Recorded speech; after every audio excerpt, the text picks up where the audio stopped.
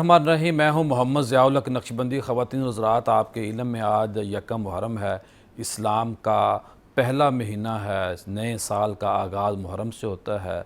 लेकिन जब मुहर्रम करीब आता है तो हम गमगीन हो जाते हैं, अफसरदा हो जाते हैं, क्योंकि 10 मुहर्रम को इसी महीने के अंदर इस्लाम के अंदर, कायनात के अंदर जो सबसे बड़ा जुल्म हुआ, जो सबसे बड़ी दहशत गर्दी हुई, वो इमाम हुसैन रज़ियल्लाहु ताला अन्हु की ज़ात ग्रामी को शहीद करना था, आपके साथियों को शहीद करना था। और ये वाक़या 61 हिजरी में होता है।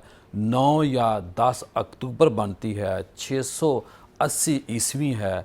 और इस काफ़िले के अंदर, इन शहदा के अंदर 22 अहले बैत होते हैं। दिगर जो तादाद मिलती है 72 की मिलती है। ख़वातीन के ऊपर जुल्म हुआ है, बच्चों के ऊपर जुल्म हुआ है।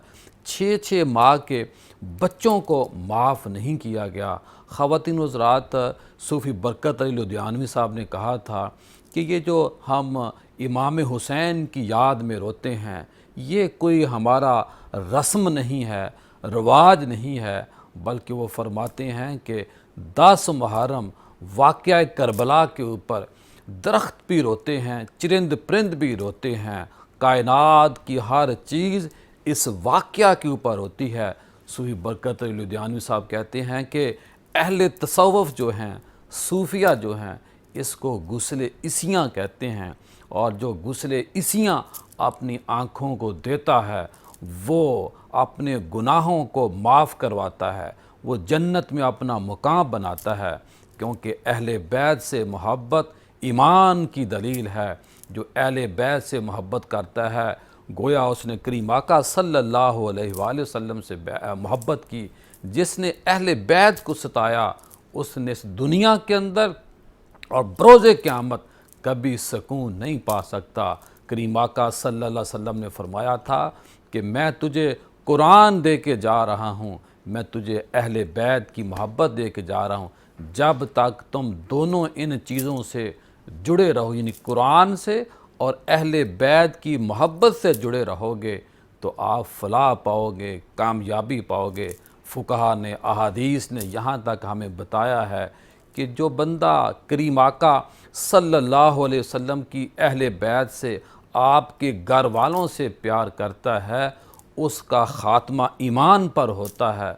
उस बंदे की मौत के वक़्त भी वो सख्ती उस तरह के लोगों के ऊपर नहीं होती जो अहले बैत से मोहब्बत नहीं करते, बल्कि जो अहले बैत से मोहब्बत करता है, मरते वक्त भी अल्लाह पाक उसकी जो जान निकालता है, जो फरिश्ते जान निकालते हैं, वो भी सुकून से निकलती है। ख़वातीन हज़रात, जब हम वाक़या करबला की बात करते हैं तो कई रवायात हमें मिलती हैं ऐसी कि हज़रत उमर फ़ारूक रज़ियल्लाहु ताला अन्हु खलीफा दोम जो हैं, वो उनकी जो शहादत का दिन है, वो भी यकम मुहर्रम बनती है। और आपने देखिए 22 लाख मुरब्बा मील ज़मीन का रकबा फ़तह करते हैं और मुराद रसूल हैं। और 22 लाख मुरब्बा मील के अंदर 3600 इलाके आते हैं। और ख़वातीन रज़ा 10 साल जो आपकी एक स्ट्रॉन्ग हुकूमत थी, उसके पीछे खलीफा अव्वल की वो हिकमत थी जो उन्होंने अपने थोड़े अरसे के दौरान उस यानी कि जंग ज़दा कह लें या हालात के ऊपर कंट्रोल किया था। क्योंकि करीम आका सल्लल्लाहु अलैहि वसल्लम की इस दुनिया में ज़ाहरी तौर पर रहलत करने के बाद कई तरह के मसाइल खलीफा अव्वल को पेश आए। तो आज हमने अहले बैत का ज़िक्र भी करना है। हज़रत उमर फ़ारूक रज़ियल्लाहु ताला अन्हु की ज़ात ग्रामी को सलाम अक़ीदत भी पेश करना है। ख़वातीन हज़रात, उमर रज़ियल्लाहु ताला अन्हु व इबादत गुज़ार थे। आप ज़िंदगी में जन्नत पाने वाले थे। अशरा मुबशरा में आपका नामे नामी इसमें ग्रामी आता है। 40 अहादीस आपसे मरवी हैं। और करीम आका सल्लल्लाहु अलैहि वसल्लम एक दफ़ा ओहद पहाड़ के ऊपर खड़े थे, ज़लज़ला आया तो करीम आका सल्लल्लाहु अलैहि वसल्लम ने ज़ोर से अपना पाँव जो है उस ओहद पहाड़ के ऊपर मारा और कहा कि ए ओहद, रुक जा, क्या तुझे इल्म नहीं कि तेरे ऊपर एक नबी खड़ा है اور 2 شہید کھڑے ہیں۔ ذکر کیا گیا حضرت عمر رضی اللہ تعالیٰ عنہ کی ذات گرامی کا، خواتین و آپ غریبوں کا سہارا تھے۔ لوگ سو جاتے ہیں، لیکن آج جب ہم خلفاء کو پڑھتے ہیں دیکھتے ہیں تو وہ راتوں کو جاگنے والے تھے، اور رسول اللہ صلی اللہ علیہ وسلم نے آپ کو شہادت کا لقب دیا تھا، شہید ہونے کی بشارت عطا کی تھی۔ آپ نے بہت بڑے مقام پر اپنا مقام حاصل کیا، آپ نے کئی حوالوں سے قانون سازی کی ہے، آپ نے غریبوں کے وظائف لگائے، اور ان کمزور بوڑھے جو غیر مسلم لوگ تھے آپ کی ریاست کے اندر، ان لوگوں کو کام کرنے سے آزادی دی۔ اور آپ کی ذات کا یہ بھی ترہ امتیاز ہے کہ آپ نے 4000 مساجد تعمیر کیں، اور ان میں سے 900 بڑی جامع مساجد کی لسٹ آتی ہے۔ اور خواتین حضرات، آپ نے چھٹی کا نظام بنایا، چھاؤنیوں کا نظام بنایا، نئی آباد کاری کا نظام دنیا کو دیا، ایک قیدیوں کا جو معاملہ تھا اس حوالے سے قانون سازی کی، اور دنیا کے اندر جو پہلی مردم شماری ہے وہ بھی حضرت عمر فاروق رضی اللہ تعالیٰ عنہ نے ایک ضابطہ ڈیولپ کیا، ایک طریقہ کار بتایا، اور آپ کا جو مقام اور مرتبہ ہے بہت زیادہ ہے۔ کفر کہتا ہے کہ ایک اور اگر دنیا کے اندر عمر آ جاتا تو دنیا کے اندر سے کفر کا خاتمہ ہو جانا تھا۔ خواتین حضرات، جب ہم ان ہستیوں کا ذکر کرتے ہیں تو پھر ہمیں ادب سے، احترام سے بات کرنی چاہیے۔ آج یکم محرم ہے، کل انشاءاللہ، آج بھی اور کل بھی انشاءاللہ، آگے بھی ہم نے اہل بیت کا تذکرہ کرنا ہے۔ آج جب ہم آپ کی ذات کو خراج تحسین پیش کر رہے ہیں تو مجھے یہ چاہیے کہ ہمیں محبت سے، بھائی چارے سے پاکستانی سوسائٹی کی اس خوبصورتی کو لے کے آنا چاہیے کہ خواتین حضرات، اہل تشیع بھائی جو ہیں وہ جلوس نکالا کرتے تھے، اور اہل سنت جو تھے وہ سبیلیں لگایا کرتے تھے۔ امام حسین تو سب کے ہیں، اب غیر مسلم بھی کہتے ہیں کہ حسین ہمارے بھی ہیں۔ یہی ایک سب سے بڑی میں سمجھتا ہوں کہ حضرت امام حسین علیہ السلام کی کرامت ہے کہ سب ان کو کہتے ہیں کہ ہمارے ہیں حسین۔ ماشاءاللہ یہ ہماری بڑی خوش بختی ہے، ہمارے ساتھ موجود ہیں آج بہت ہی خوبصورت پینل ہے۔ ڈاکٹر علی وقار قادری صاحب ہیں، ماشاءاللہ 30 سے زائد کتابوں کے مصنف ہیں، اور بہت ہی پیارے آدمی ہیں، دوست ہیں، بھائی ہیں، بڑا ان سے ایک نیاز مندی والا اور بے تکلفانہ تعلق بھی ہے۔ آج ان کو ہم نے زحمت دی، ان کے ساتھ موجود ہیں علامہ حیدر علی نجفی صاحب۔ ماشاءاللہ آپ نجف اشرف کے اندر اس وقت اسٹڈی کر رہے ہیں، اور پاکستان کی خوش بختی ہے کہ آج کل ماشاءاللہ یہاں موجود ہیں، پتہ نہیں محرم کے حوالے سے تشریف لائے ہیں۔ اور ان کے ساتھ موجود ہیں حافظ مرغوب احمد حمدانی صاحب، بہت ہی پرانا نام ہے، بچپن سے ہم ان کو سن رہے ہیں۔ تو میں اپنی بات کا آغاز کرتا ہوں ڈاکٹر علی وقار قادری صاحب سے۔ جی ڈاکٹر صاحب، کیا فرمائیں گے؟ آج یکم محرم ہے اور ایک معروف ہو چکا ہے کہ آپ کی جو شہادت ہے عمر رضی اللہ تعالیٰ عنہ کی یکم محرم ہے، تو بالخصوص ہم نے پیار کی، محبت کی بات کرنی ہے۔ آپ سے میری یہی درخواست ہے کہ آپ وہ جو محبت عمر کی اہل بیت کے ساتھ تھی اس پہ بات کریں آپ۔ اعوذ باللہ من الشیطان الرجیم، بسم اللہ الرحمن الرحیم۔ دیکھیے، حضرت عمر فاروق رضی اللہ تعالیٰ عنہ کی جو پوری زندگی ہے، اور خاص طور پہ جو ان کا زمانہ خلافت ہے، وہ اسلام کی تاریخ کا ایک روشن نہیں بلکہ روشن ترین باب ہے۔ قرآن کے قواعد اور ضوابط اور رسول اللہ صلی اللہ علیہ وسلم کی سنن اپنے پورے قد سے اگر کسی ایک دور میں کھڑی رہی ہیں، اور ایک بہترین جس کو دور کہا جا سکتا ہے جس میں شورشیں اور فتنے نہیں تھے، چونکہ وہ دور نبوت کے بالکل قریب تھا، حضرت ابوبکر کا تقریباً 2 سال کا دور تھا، تو وہ حضرت عمر فاروق کا دور تھا۔ حضرت عمر فاروق کے حوالے سے اہل بیت کے ساتھ جو ان کا ایک محبت کا، نیاز مندی کا لازوال تعلق تھا، جی، اس کی مثالیں کتابوں میں بھری پڑی ہیں، اور کیوں نہ بھری پڑی ہیں، چونکہ اہل بیت اطہار کی جو محبت ہے، یہ ہمارے ہاں ایک عام طور پہ جملہ کہا جا سکتا ہے نا، اور نہیں ایسی بڑی محبت کرتی ہیں۔ اس کا ایسا ایک دیا جاتا ہے کہ یہ کوئی بڑا اچھا عمل ہے، یہ محض مستحب یا اچھا عمل نہیں ہے، یہ بلکہ عین ایمان ہے۔ صحیح۔ مستدرک للحاکم اور حدیث دعوے پاک، کی دلیل کا ہونا بھی ضروری ہے. جی جی اب میں وہ دلیل دینے لگا. ماشاءاللہ. مستدرک للحاکم میں حدیث ہے، حدیث صحیح، علامہ البانی نے اس کو صحیح کہا ہے، سلسلہ صحیحہ میں لکھا. فرماتے ہیں رسول اللہ صلی اللہ علیہ وسلم نے فرمایا کہ اگر کوئی شخص دن میں روزے رکھے اور رات کو قیام کرے، اور پھر وہ کہاں کھڑا ہو کے قیام کرے؟ صحن کعبہ کے اندر، اور کعبہ کا غلاف اس کے اوپر آتا ہو اور ایک طرف جاتا ہو، اللہ. اس حالت میں وہ دن میں قیام کرے اور رات کو دن میں روزے رکھے اور رات کو قیام کرے، اور میری آل کا اس کے دل میں بغض ہو، تو رسول اللہ نے فرمایا وہ بالیقین جہنم میں جانے والا. اللہ اللہ. تو یہ دعوے کی دلیل ہوگی. اب ہم آگے چلتے ہیں. حضرت عمر کے حوالے سے دیکھیں، امام ذہبی نے ایک بڑی زبردست بات لکھی کہ جب بھی، چونکہ وہ فتوحات کا دور تھا، 22 لاکھ مربع میل حضرت عمر کے دور میں فتح ہوا جو اسلامی سلطنت کا حصہ بنا. 3600 علاقے بنتے. 3600 علاقے میں. اب اس کے حوالے سے وہ بیان کرتے ہیں کہ جب بھی کسی بھی علاقے سے مال آتا، مال غنیمت آتا، علاقے فتح ہوتے، تو وہ پھر ایک خاص تناسب سے سب کے ہاں تقسیم ہوتا.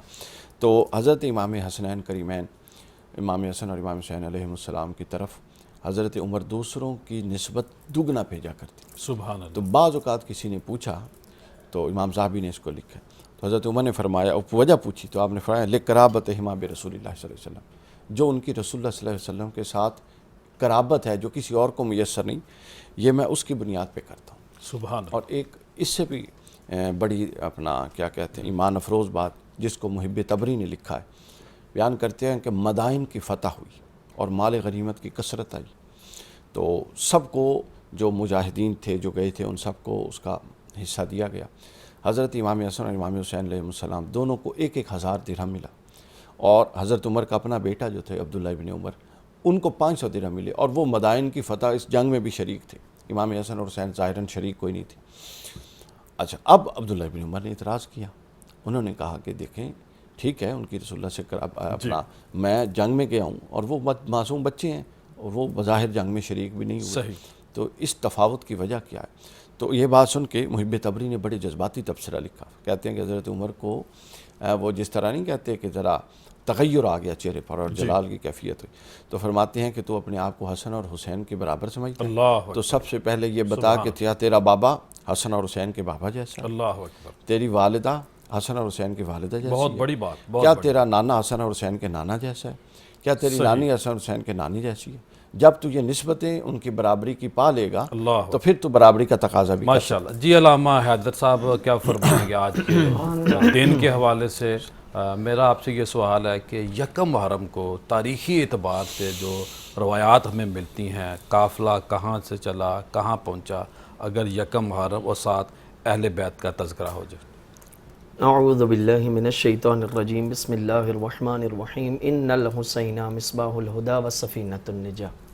بہت پیارا آپ نے کویسچن کیا ہے، لیکن یہ بہت ساری اپنے اندر چیزیں لیے ہوئے ہیں.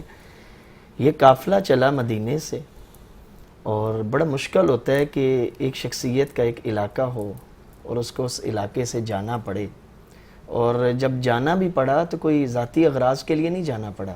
میں یہاں پہ یہ ذکر کرنا سب سے پہلے ضروری سمجھتا ہوں کہ مولا حسین نے یہ قافلہ مدینے سے مکہ سے یہ کن کن حالات سے گزرتا ہوا یہ کربلا تک پہنچا. صحیح. سوال یہ ہے کہ مولا نے آخر اپنا علاقہ چھوڑا کیوں؟ واہ واہ. وجہ تو یہ ہے صاحب. نکل کیوں رہے ہیں؟ دیکھیں اب کربلا تک جو پہنچے ہیں مولا، اور پھر اہل بیت کو، مخدرات عصمت کو در بدر بعد از مولا حسین، انصار حسین کے قتل کے بعد جو پھرایا گیا، آخر یہ مقصد کیا تھا مولا کے نکلنے کا؟ سب سے پہلے یہ واضح ہونا چاہیے جو یکم محرم کا مرکزی پیغام. صحیح. وہ مولا امام مظلوم کربلا علیہ الصلوۃ والسلام کی وصیت ہے، اور وصیت میں، اور یہ وصیت کی جناب محمد حنفیہ ہیں تو مولا کے بھائی، لیکن حنفی مادری نسبت سے انہیں کہا جاتا ہے. اور میں ایک اور بات عرض کر دوں، جب مولا کا کوئی پیغام ہوتا ہے وہ بظاہراً مخاطب ایک شخص ہوتا ہے، لیکن وہ پیغام کلی ہوتا ہے، پوری انسانیت کے لیے، ہر صاحب شعور کے لیے وہ میسج ہوتا ہے. اس میں جو وصیت مولا نے ارشاد فرمائی، اور اس میں مولا نے جو ایک جملہ بیان فرمایا کہ میں جا کیوں رہا ہوں، کہا انما خرجت لطلب الاصلاح فی امت جدی رسول اللہ اريد ان امر بالمعروف وانهاهم عن المنکر. یعنی آپ دیکھیں کتنا مختصر جملہ اور کتنا بڑا پیغام. انما کلمہ حسر آپ جانتے ہیں، کہا بتحقیق میں نکلا ہوں اپنے نانا کی امت کی اصلاح کے لیے، اور میں چاہتا ہوں میں امر بالمعروف کروں اور نہیں عن منکر کروں. یہاں پہ 1 منٹ کے لیے میں رکوں گا. سورۃ الاعراف کی آیت نمبر 157 میں اللہ تعالیٰ نے ارشاد فرمایا میں نے محمد کو بھیجا کیوں بھیجا؟ کہ اس لیے کہ وہ امر بالمعروف کرے اور نہیں انل منکر کرے. یہاں پہ اگر آپ رک کے دیکھیں جو رسالت مآب کا دنیا میں آنے کا مقصد ہے امر بالمعروف نہیں انل منکر، وہی مولا امام مظلوم کربلا کا مقصد ہے امر بالمعروف نہیں انل منکر. تب جا کے وہ حدیث سمجھ میں آتی ہے الحسین منی و انا من الحسین، میں حسین سے ہوں اور حسین مجھ سے ہے. یعنی جو مقصد رسول ہے وہی مقصد حسین ہے. یہاں جو مولا کی وصیت کے اندر یہ جو جملہ ہے انما خرجت لطلب الاصلاح فی امت جدی رسول اللہ، میں تو نانا کی امت کی اصلاح کے لیے نکلا ہوں. کویسچن تو آپ کے ذہن میں بھی آتا ہے، امت کی خیر. جی میرے ذہن میں بھی آتا ہے مولا امت کی اصلاح آپ کا مقابلہ تو وقت کے یزید سے ہے. کہا نہیں، بات اب یزید کی نہیں ہے، جو اس کے گرد رہنے والے ہیں، جو اس کے چاہنے والے ہیں، ان کی سوچ وہی بن چکی ہے جو یزید کی سوچ ہے. تو میرا یہ جو نکلنا ہے، میرا یہ جو قیام ہے ایک یزید کے خلاف نہیں ہے. جو بھی یزیدی سوچ رکھتا ہے دوبارہ میں آپ کی طرف آتا ہوں. یہاں ہمدانی صاحب موجود ہیں اور ہمدانی صاحب سے میں کہوں گا کہ حضرت عمر رضی اللہ تعالیٰ عنہ کی شان میں کوئی ہمیں کلام سنائیں. شان رب العالمین فاروق اعظم آپ ہیں. سبحان اللہ. جان ختم المرسلین فاروق اعظم آپ ہیں. آپ نے ڈنکا بجایا ہر طرف اسلام کا. سبحان اللہ.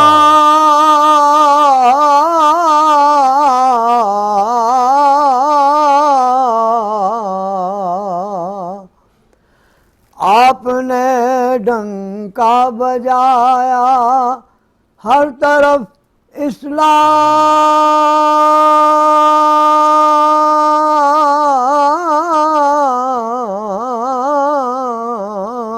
کا. باعث احیاء دین فاروق اعظم آپ ہیں. مصر و ایران و عراق و شام پر قبضہ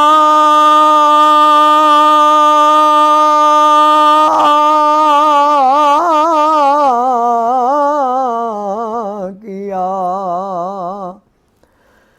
مصر و ایران و عراق و شام پر قبضہ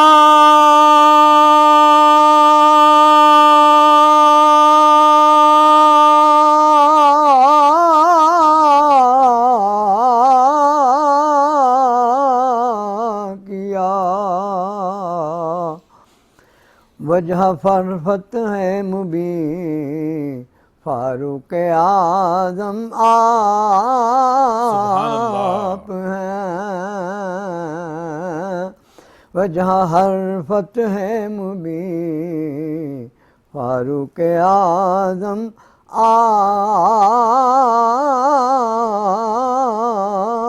ہیں.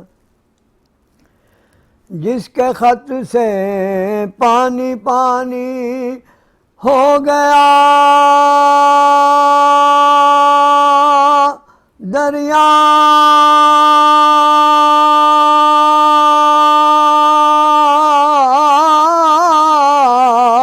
نیل. جس کے خط سے پانی پانی ہو گیا دریا نیل. وہ شہنشاہ زمین فاروق اعظم آپ ہیں.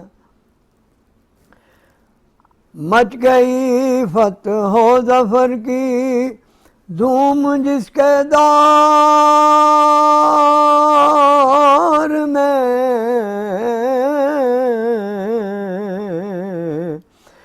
وہ خلیفہ بالیقین فاروق اعظم آپ ہیں۔ شاہ بطحا نے کہا فاروق اعظم آپ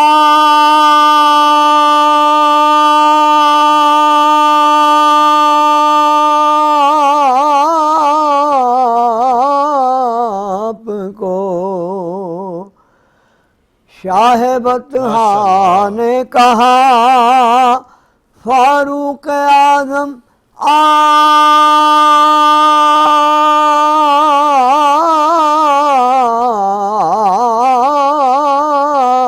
آپ کو، جزاک اللہ۔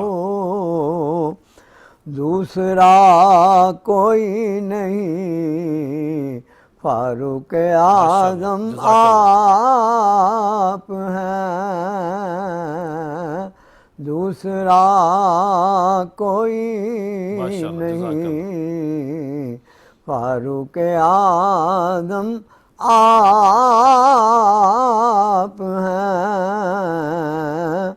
جان ختم سبحان المرسلین اللہ۔ فاروق اعظم آپ ہیں۔ خواتین حضرات، پروگرام کا سلسلہ جاری ہے، ملتے ہیں مختصر بریک کے بعد۔ بریک کے بعد خوش آمدید خواتین حضرات، آج ہم یکم محرم میں داخل ہو چکے ہیں اور آج ہم نے حضرت عمر رضی اللہ تعالیٰ عنہ کے موضوع پہ بات کرنی ہے۔ اور یکم محرم ایک ایسا دن ہے کہ ہمارے رونگٹے کھڑے ہو جاتے ہیں، جو ظلم و بربریت ہوا، اور یہ ایک اس سے بڑا سانحہ کوئی نہیں ہے۔ تو اب لائن پر موجود علامہ امین شہیدی صاحب بہت بڑے عالم دین ہیں ماشاءاللہ، بڑی ان سے نیازمندی کا تعلق ہے، بڑا پرانا تعلق ہے۔ میں ان سے کہوں گا کہ آج یکم محرم ہے اور محرم کے حوالے سے ان سے بڑی بات کوئی کر نہیں سکتا۔ جی علامہ صاحب کیا فرمائیں گے آج کے دن کے حوالے سے؟ بسم اللہ الرحمن الرحیم۔ میں سب سے پہلے تو آپ کے اس پروگرام کے توسط سے آپ کو بھی اور تمام عالم اسلام کو محرم الحرام کے چاند کے نظر آنے کے بعد ایام عزا کے حوالے سے تسلیت عرض کروں گا۔ یہ مہینہ اپنی نوعیت کے اعتبار سے سال کے باقی تمام 11 مہینوں سے بالکل مختلف مہینہ ہے۔ یہ مہینہ حقیقت میں تلوار پر خون کی کامیابی اور فتح کا مہینہ ہے۔ یہ مہینہ مظلوم کے ظالم پر غالب آنے کا مہینہ ہے۔ یہ مہینہ حق کے باطل پر کامیابی کا اور فتح کا مہینہ ہے۔ یہ وہ مہینہ ہے جو مظلوم انسانوں کے دلوں میں ایک امید کا چراغ روشن کرتا ہے۔ یہ وہ مہینہ ہے جو انسانوں کو عزم، حوصلہ، ہمت اور ہر طرح کے ظلم اور استبداد کے مقابلے میں اپنی تنہائیوں کے باوجود، کمزوریوں کے باوجود ڈٹ جانے کا درس بھی دیتا ہے، مثال بھی دکھاتا ہے اور اس کو حوصلہ بھی دیتا ہے۔ یہ وہ مہینہ ہے جس میں آنکھیں اگرچہ امام حسین علیہ السلام پر اور خانوادہ رسول پر اشکبار ہوتی ہیں، لیکن دل ان کی یاد، ان کی محبت، ان کی مودت، ان کے عشق اور ان کی ولایت سے منور ہوتے ہیں اور اس کے ذریعے سے اللہ کا قرب حاصل کرتے ہیں۔ صحیح۔ یہ وہ مہینہ ہے جو حقیقتاً مظلوم انسانوں کو، اللہ سے دور ہو جانے والوں کو اللہ سے واپس جوڑنے کا ذریعہ بھی ہے، اور محمد و آل محمد علیہ السلام کے درست اور حقانیت کے راستے پر لوگوں کو واپس لانے کی دعوت کا مہینہ بھی ہے۔ تو گویا یہ مہینہ اسلامی تاریخ میں اگرچہ کیلنڈر کا پہلا مہینہ ہے، صحیح۔ لیکن 11 مہینوں میں انسان کو اللہ سے جوڑنے کا سبب بھی بن سکتا ہے، اور اس مہینے میں جس طرح سے ہم روز و شب گزاریں گے اس کے نتیجے میں ہمارے دل اللہ سے جڑ جائیں گے، امام حسین پر بہنے والے علامہ صاحب یہ بتائیے کہ آج یکم محرم ہے، اور یکم محرم کے حوالے سے اگر بات کریں کہ جو پہلا محرم تھا جب یہ ظلم و بربریت 10 محرم کو آگے جا کے ہوئی، تو 10 محرم سے پہلے جو یکم محرم آتا ہے، اس دن کیا کیا تاریخ میں ہمیں ایسے واقعات ملتے ہیں اس سانحہ کے بارے میں، اس ظلم کے بارے میں؟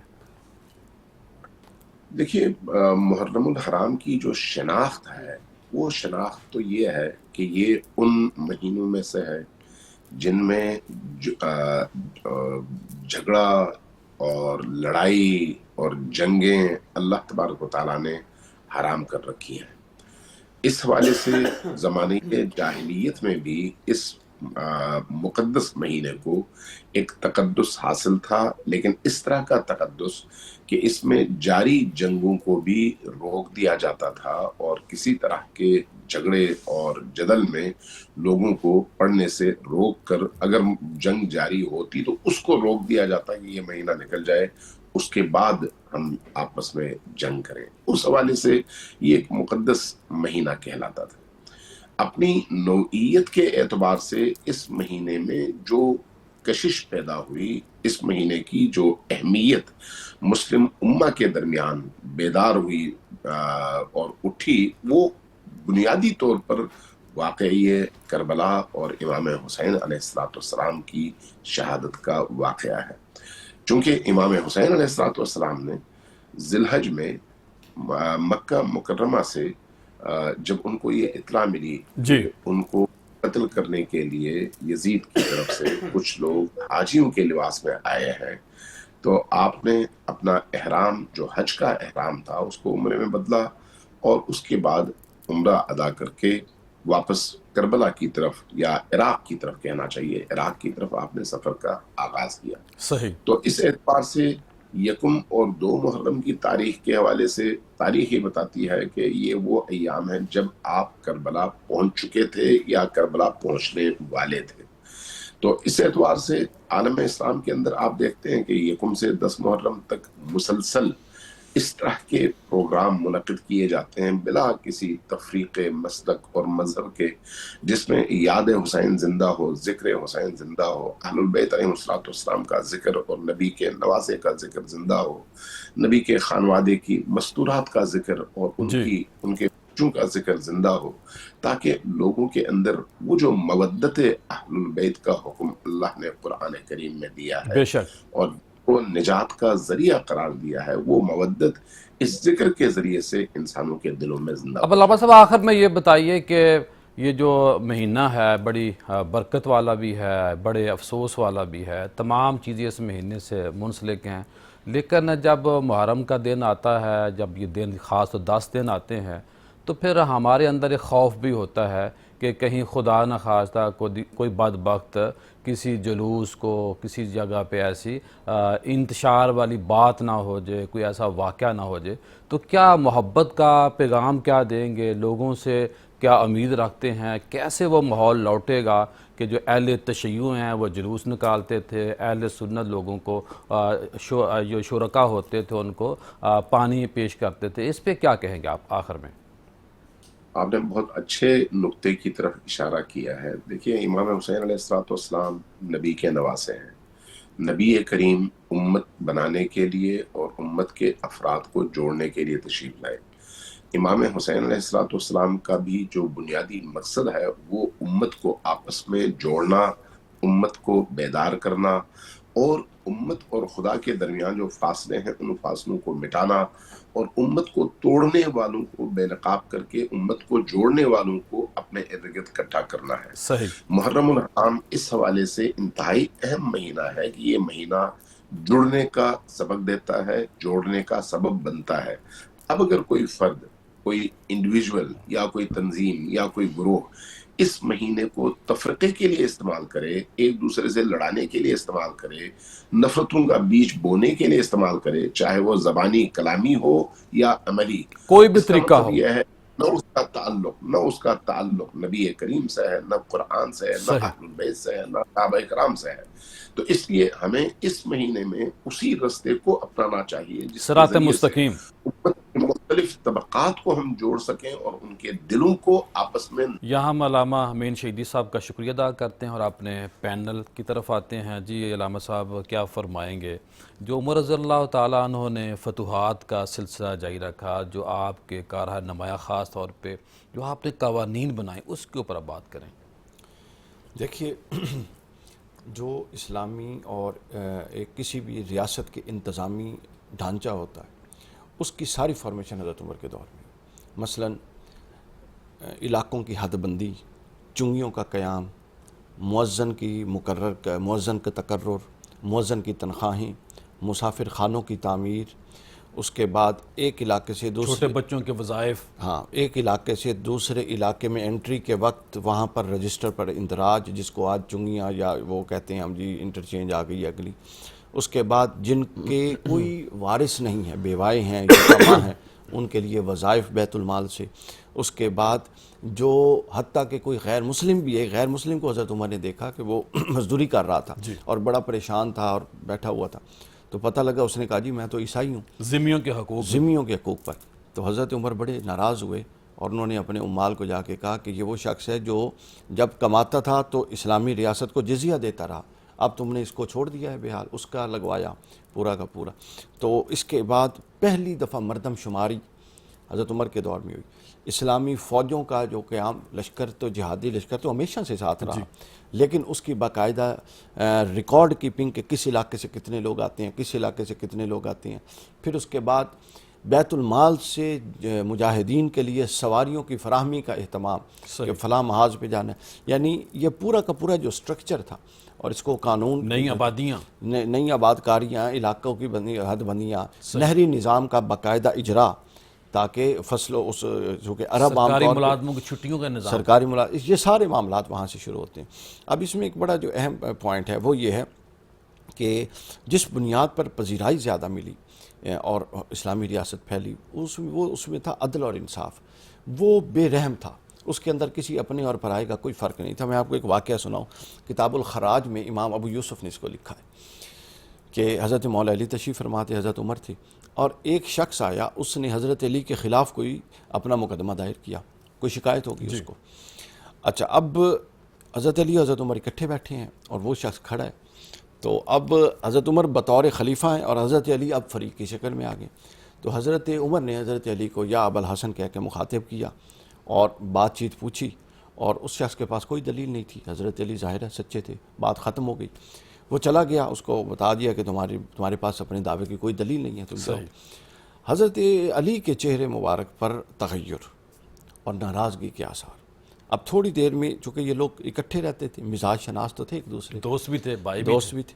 اب کیا ہوا، حضرت عمر نے تھوڑی دیر دیکھا کہ وہ تغیر چہرے پر موجود ہے، تو انہوں نے پوچھا کہ علی کیا میں نے فیصلے میں کوئی غلطی کی یا کیا وجہ ہے، ایسا کیا معاملہ ہوا ہے کہ آپ کے چہرے پر تغیر ہے؟ تو حضرت مولا علی نے جو جملہ کہا وہ اسلام کے جبین پر سرخ سیاہی کے ساتھ، سرخ روشنائی کے ساتھ لکھنے والا ہے۔ صحیح۔ حضرت علی نے فرمایا حضرت عمر کو کہ آپ نے انصاف سے کام نہیں لیا۔ نے کہا جی کیوں؟ حضرت علی نے فرمایا وجہ یہ ہے کہ جب وہ میرے خلاف کیس لایا تھا تو اس وقت میں ایک عام فریق کی حیثیت رکھتا تھا، اللہ اکبر، اللہ، اس کو آپ نے اس کا نام لے کے مخاطب کیا، اور جب کہ مجھے ابا الحسن کہہ کے القابات کے ساتھ اور تکریم کے ساتھ مخاطب کیا، تو عرب میں اس طریقے سے پکارنا ایک تکریم کی علامت ہوتی، تو گویا آپ دو فریقین کا جب مقدمہ آئے تو آپ تکریم کو بھی پیش نظر رکھتے ہیں، عدل و انصاف کو پیش نظر نہیں رکھتے۔ جی حیدر صاحب کیا فرمائیں گے واقعہ کربلا کے حوالے سے؟ اہل بیت کی جو عظمت ہے، جو ظلم و بربریت ہے، اس کے اوپر بات کریں۔ میں اس سے بڑی دلیل اور کیا ہو سکتی ہے کہ اگر آپ تاریخ انبیاء ہسٹری پڑھ کے چیک کریں، کسی بھی نبی کی اولاد پر ایسا سخت امتحان نہیں آیا جیسا رسول اکرم صلی اللہ علیہ وآلہ وسلم کی اولاد پہ آیا ہے۔ بے شک، بلکہ ایک فرمان ہے رسالت محمد صلی اللہ علیہ وآلہ وسلم کا، کہا میری اولاد پر اس قدر ظلم و ستم کیے گئے، اگر میں یہ کہہ کے جاتا نا کہ میری اولاد پہ ظلم کرنا، تب بھی اتنے نہیں ہو سکتے تھے کہ جتنے اب کر دیے۔ جبکہ میں تو کہہ رہا ہوں میرے قرابت داروں سے، میرے قربا سے، میرے قریبیوں سے محبت و مودت رکھنا، اور اس میں کوئی شک نہیں ہے جتنے بھی شہداء ہیں، شہزادہ علی اصغر، آپ ذرا امیجن کریں نا کہ 6 ماہ کا بچہ، کیا یہ تاریخ اسلام، کیا یہ ایک جن لوگوں نے قتل کیا یہ ان کے لیے تباہی اور بربادی نہیں ہے کہ 6 ماہ کا بچہ جو ماں کو ماں نہیں کہہ سکتا، اس کو بھی مولا حسین کربلا میں لائے، اور انہوں نے اس بچے کو قتل کر کے یہ ثابت کر دیا کہ یہ شقاوت کے، بدبختی کے کس آخری درجے پہ فائز ہے۔ اور یہ ظلم ہے، یہ ظلم ہے جناب سکینہ اور سلام اللہ لفظ علیہ۔ ظلم چھوٹا لفظ اس کے لیے یعنی یہی میں کہہ رہا ہوں نا، بدبختی اور شکاوت کے جی اس لیے تو مولا امام مظلوم کربلا فرماتے تھے کہ کائنات کا شقی ترین شخص میرا قاتل ہوگا. اللہ یعنی جو شکاوت کے آخری درجے پہ فائز ہوگا وہ میرا قاتل ہوگا. صفاق کا لفظ یعنی آپ خود انداز، یہ شقیق اگر آپ ٹرانسلیشن کریں تو وہی صفاق ہی بنے گا. شقیق چونکہ عربی کا لفظ ہے. آپ ذرا چیک کر کے دیکھیں یہ ساری جنگ جو مولا نے لڑی، آپ ایک ہی وقت میں اپنے بیٹے، اپنے بھتیجے، اپنے عوان و پورا انصار، خاندان جی پورا کنبہ جس شخصیت نے اسلام کی بقا کے لیے قربان کی ہے، اللہ اور بلکہ شہزادہ علی اکبر کا وجود پیش کرنے کے بعد جو شکل میں، صرف صورت ایک میں، امام زین سیرت العابدین بچتے ہیں. جی جی، امام محمد باقر علیہ السلام، امام زین العابدین علیہ السلام. شہزادہ علی اکبر کو جب رخصت کیا، کہا پروردگارہ گواہ رہنا، اب میں نے اس کو تیرے دین کی، اسلام کی بقا کے لیے بھیجا ہے جو صورت میں، سیرت میں، کردار میں، رفتار میں تیرے محمد کی شبیہ ہے. اور اس شہزادہ علی اکبر کو پیش کرنے کے بعد، قربان کرنے کے بعد بھی اللہ مولا امام مظلوم کربلا نے فرمایا پروردگارہ اور بھی تیرے دین کی بقا کے لیے کچھ لگے گا، میں حسین خرچ کروں گا، میں حسین قربان کروں گا. میں نا اس کی علماء اس کی تفسیر کرتے ہیں، میں یوں اس کی وضاحت کرنا چاہتا ہوں. جب اسلام زخموں سے چور ہو چکا نا، بالکل زخموں سے چور ہو چکا، اس کے بدن کے اوپر سوراخ تھے، بڑے بڑے زخم تھے، کچھ بڑے زخم تھے، کچھ درمیانے زخم تھے، کچھ چھوٹے زخم تھے. جب دیکھا نا اسلام نے یزید میرے چہرے اور کو مسک کر بظاہر کلمہ گو لوگوں نے یہ کام جی کیا. بظاہر یہی تو تاریخ کا ایک بہت بڑا ستم ہے کہ مشرکین کو جب فتح کر لیا، یہودی بھی نگوں ہو گئے، ہائے ہائے عیسائی بھی نگوں ہو گئے مباہلہ میں آ کر. لیکن یہ شکاوت کے کس درجے پہ فائز تھے. تکلیف تو یہی دیتی ہے کہ کلمہ بھی پڑھتے تھے. ہائے ہائے اسی لیے تو جب اسی نانا کے، آپ کے نانا کا. میں یہاں پہ ایک پوائنٹ ذکر کرنا ضروری کہ جب اس قافلے کو یزید کے دربار میں اکٹھا کیا گیا نا، تو اس وقت یزید نے اپنی خطیب کو بلوایا ہے، کہتا آ کے اہل بیت کی توہین کرو. تو بہت بڑا دربار وہ جو سجا ہوا تھا اس وقت، شام کا جو دربار تھا وہ سجا ہوا تھا، لوگوں اکٹھے تھے، پورا جمع غفیر تھا. جب وہ خطیب آ کر توہین کر کے اترے نا، اترنے کے بعد امام زین العابدین علیہ السلام نے ارشاد فرمایا یزید مجھے موقع دے، میں کچھ کہنا چاہتا ہوں. یہ میری بات کمپلیٹ ہونے دیجیے گا. مولا آئے وہاں پہ، اس جگہ پہ. یہاں پہ علامہ ذیشان حیدر جوادی صاحب ہمارے لکھنؤ کے بہت بڑے رائٹر ہیں، عالم دین ہیں، انہوں نے لکھا کہ وہ ممبر نہیں تھا، وہ لکڑیوں کا ڈھیر تھا جہاں امام زین العابدین ہے. ممبر وہ ہوتا ہے جس پہ رسول بیٹھے یا وارث رسول بیٹھے، جس پہ یزید بیٹھے وہ ممبر نہیں ہو سکتا. وہ لکڑیوں کا آپ گٹھا کہیں، وہاں پہ مولا آئے، مولا نے اپنے خطبے کا آغاز کیا. یہاں سے دوبارہ آ رہا ہوں آپ کی طرف، ڈائریکٹ آپ کی طرف ہوں گا. خواتین حضرات، یہاں ہم نے کلام بھی سننا ہے بریک کے بعد، اور دوبارہ میں علامہ صاحب طرف ڈائریکٹ آؤں گا. جائیے گا کہیں مت، ملتے ہیں مختصر بریک کے بعد. بریک کے بعد خوش آمدید خواتین حضرات. پروگرام سے پہلے علامہ حیدر نجوی صاحب بات کر رہے تھے، میں ان سے درخواست کروں گا کہ وہ اپنی بات کو وہیں سے شروع کر کے بات مکمل کریں. جب مولا امام زین العابدین کی باری آئی، اس نے اجازت دی، اور مولا جب آئے ہیں نا لکڑیوں کے ڈھیر پہ آ کے مولا نے اپنا تعارف شروع کروایا کہ میں کون ہوں. رسالت مآب صلی اللہ علیہ وآلہ وسلم سے اپنے تعارف کا آغاز کیا، اور پھر جناب فاطمہ، پھر مولا کائنات کا ذکر، جناب ابو طالب، جناب فاطمہ بنت اسد کے ذریعے اپنا تعارف کرواتے چلے گئے نا. جب یزید نے دیکھا کہ اگر سجاد کا خطبہ جاری رہا نا تو میری حکومت کا تختہ پلٹ جائے گا، میری حکومت کا تختہ الٹ جائے گا، اس نے کیا کیا. یہاں پہ میں تعارف کروانے لگا ہوں کہ کیا نسبت تھی. تو اس نے بے وقت، اذان کا وقت نہیں تھا، اس نے مؤذن کو کھڑا کیا. جب مؤذن اس جملے پہ آیا ہے نا، اشہد ان محمد رسول اللہ، اس وقت امام زین العابدین نے اپنا خطبہ روک کے کہا، اور یزید کو خطاب کر کے اس طرح انگشت اس کی طرف اشارہ کر کے کہا، بتا یہ جس کا نام فضاؤں میں گونج رہا ہے یہ تیرا نانا ہے یا میرا. یعنی تکلیف دہ بات یہی ہے کہ جانتے بھی تھے کہ یہ رسول خدا سے ان کا رشتہ قصور والا بدبختی لکھی ہوئی تھی. یعنی شکاوت، میں کہتا ہوں شکاوت کا جو بھی مرتبہ فرض کر سکتے ہیں نا، جہنم کا جو بھی درکہ فرض کر سکتے ہیں، شاید یہ پتہ نہیں سب سے نچلے درجے میں یہی ہوں گے. یعنی ایک ہوتا ہے کسی کو انجان سمجھ کے قتل کرنا، ایک جانتے ہیں کہ یہ کون ہے. اسی لیے روز عاشور، یہ خطبات امام حسین میں یہ جملہ موجود ہے جو مولا نے، آپ کو پتہ ہے ڈائریکٹ یہ جنگ نہیں ہوئی، مولا نے ان کو بچانے کے لیے خطبے پیش کیے. مولا نے مختلف خطبات دیے. عمر ابن سعد سے مولا نے کہا جب کہ شاید یہ بندہ بن جائے، شاید یہ. آپ یہاں سے اندازہ کریں، جو حسین دشمن کو بھی جہنم میں نہ جانے دینا چاہے، وہ کہتا ہے یہ بھی بچ جائے، یہ بھی ہدایت پہ آ جائے. عمر ابن سعد سے مولا نے کہا جن کے نانا نے کھینچنا جہنم سے اپنے ماننے والوں جنت میں آ جاؤ. جی یعنی وہ جس طرح رسالت مام نہیں چاہتے تھے مشرکین پہ میں ان کے لیے بد دعا کروں، ان کے لیے سخت جملے کہوں، مولا حسین بھی نہیں چاہتے تھے. مولا چاہتے لیکن رسول خدا نے کیا فرمایا، ان الحسین مصباح الہدا، حسین ہدایت کا چراغ ہے. تو جو دنیا میں ہدایت کرنے کے لیے آئے. لیکن یہاں پہ مولا نے فرمایا عاشور والے دن جو خطبہ دیا اس میں مولا نے ارشاد فرمایا، کہا عمر ابن سعد مجھے ایک بات تو بتا، تو مجھے قتل کیوں کرنا چاہتا ہے؟ کیا میں نے دین کو بدلا ہے؟ کیا میں نے قرآن کے چہرے کو بدلا ہے؟ کیا میں نے شریعت کے احکام کو بدلا ہے؟ میں نے نقصان کون سا کیا ہے؟ کہتا ہے کیا کریں، ہم نے آپ کو قتل کرنا ہے. کہا یہ جو تمہارے اندر بغض ہے. تو وہاں مولا نے ایک جملہ ارشاد فرمایا، یہاں میں اپنے ناظرین کے لیے ایک میسج چھوڑنا چاہوں گا جو کربلا میں مولا حسین نے دیا.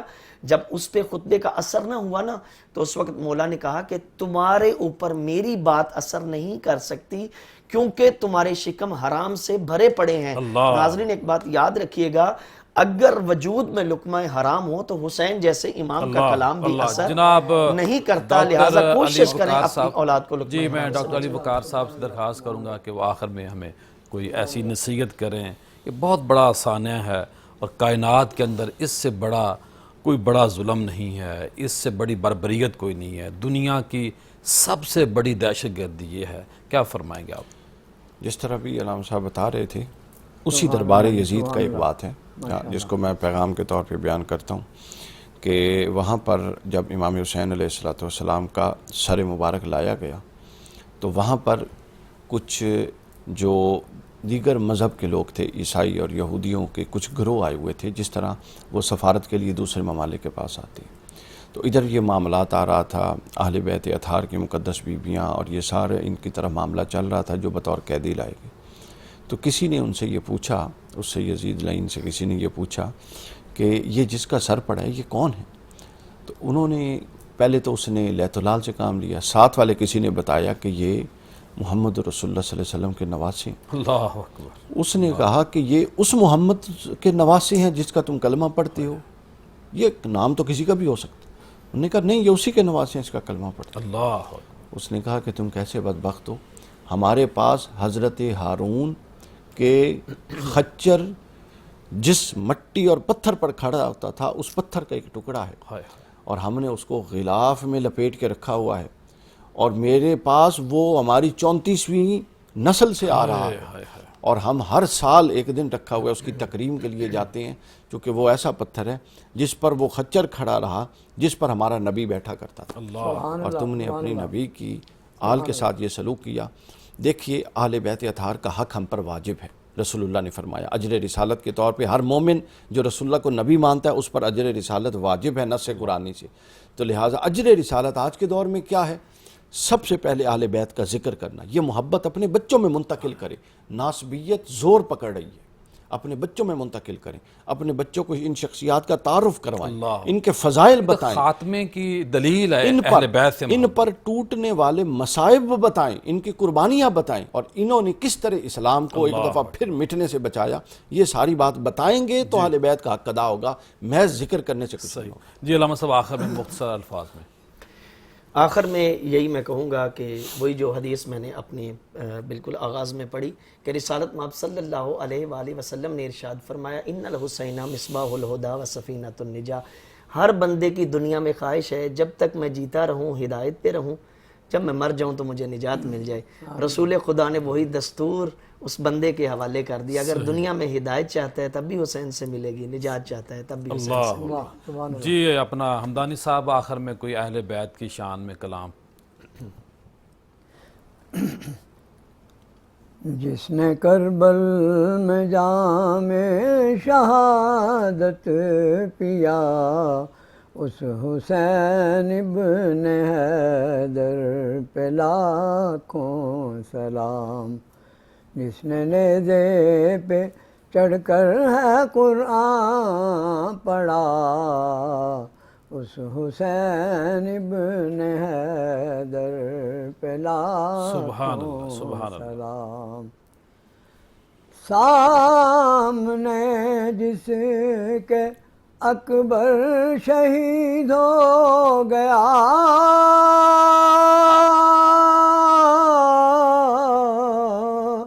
سامنے جس کے اکبر شہید ہو گیا، گود میں جس کی اصغر تڑپتا رہا، گود میں جس کی اصغر تڑپتا رہا، جس کو یزیدیوں نے تیروں سے چھلنی کیا، اس حسین ابن حیدر پہ لاکھوں سلام۔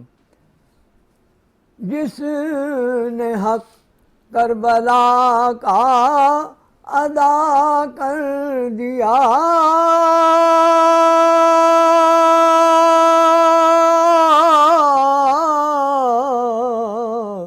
جس نے حق کربلا کا ادا کر دیا، گھر کا گھر سب سپرد خدا کر دیا، گھر کا گھر سب سپرد خدا کر دیا، اپنے نانا کا وعدہ وفا کر دیا، اپنے نانا کا وعدہ وفا کر دیا، اس حسین ابن حیدر پہ لاکھوں سلام۔ زیر خنجر بھی حق بات جس نے کہی، زیر خنجر بھی حق بات جس نے کہی، چوٹ پر چوٹ سینے پہ جس نے سہی، چوٹ پر چوٹ سینے پہ جس نے سہی، جس کی صغرا مدینے میں روتی رہی، جس کی صغرا مدینے میں روتی رہی، اس حسین ابن حیدر پہ لاکھوں سلام، اس حسین ابن حیدر پہ لاکھوں سلام۔ بہت شکریہ خواتین حضرات، آج آپ نے ہمارا پروگرام دیکھا۔ میں آخر میں کہوں گا انشاءاللہ ڈیلی ہم آپ کو 5 بجے دستیاب ہوا کریں گے، اور میری آپ سے یہ خواہش ہے، درخواست ہے کہ آپ نے ذکر اذکار بھی کرنا ہے، نیاز کا اہتمام بھی کرنا ہے، اور شہداء کے لیے زیادہ سے زیادہ اصال ثواب کرنا ہے، اور اپنے بچوں کو اس ظلم کے بارے میں، اس دہشت گردی کے بارے میں ضرور آگاہی دیجیے، کیونکہ اپنی نسلوں کو آگے پیغام دینا یہ ہمارے اوپر فرض ہے، یہ واجب ہے، اچھی تربیت کرنا۔ کل دوبارہ آپ سے ملاقات ہوگی۔ السلام علیکم۔